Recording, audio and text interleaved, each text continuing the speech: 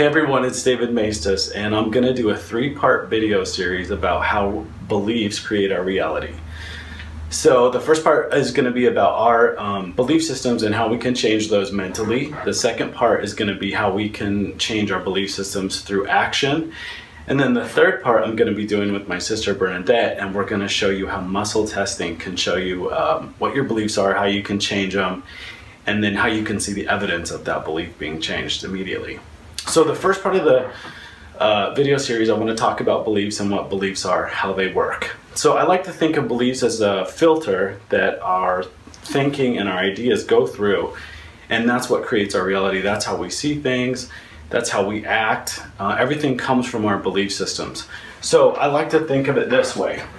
So let's say this is God, or life, whatever you want to call it, energy. That's always projecting out, so it's like a light. And that light is always shining, it's always expressing itself, it's always full. God is always growing forward, just like a plant. It never grows backwards, it always grows forward. And then the next part is like a lens. So this is our belief. And the beliefs are what the divine energy, or what we call life, shines through, and that's what starts to create, it projects out as experiences. So whatever we believe, God creates those beliefs, our experiences through our beliefs. So whatever you're believing about, you're creating. Whatever you're believing about is making your life happen. So I also like to think of it like the belief is sort of the core. So let's say this is your beliefs here. So this is the core belief. This is what your deepest thought is. And then everything that comes out from that are like echo beliefs. So your deep belief might be people are good drivers. So if you have a deep belief, a core belief that people are good drivers, then all your echo beliefs are going to reflect that. So you might be driving down the street and think, well, that person's a really bad driver, or that person's a really good driver, whatever your belief system is. So you'll be driving down the street, you see someone make a left-hand turn without the blinker on, and you think, oh my God, they're a bad driver. So your core belief is that they're a bad driver because that's what you're looking for. And then the way that you drive is also going to reflect that. So you're going to be a good driver if you believe drivers are good. If you believe drivers are bad, then you're going to cut people off. It's subconscious though. So it's not always a conscious action. It's mostly subconscious. So once you know what your core beliefs are, and the way people ask, well, how do I know what my core belief is?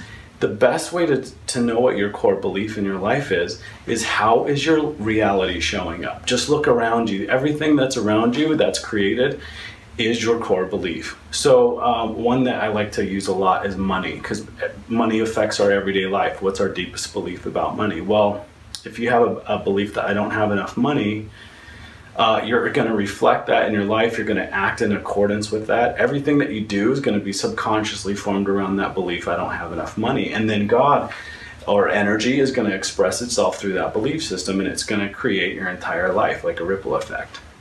So if we want to change that, I have enough money, there's 3 steps that you can follow. And the first step is create a new thought. So the new thought that you might want to create is, I have enough money, or I have more than enough money.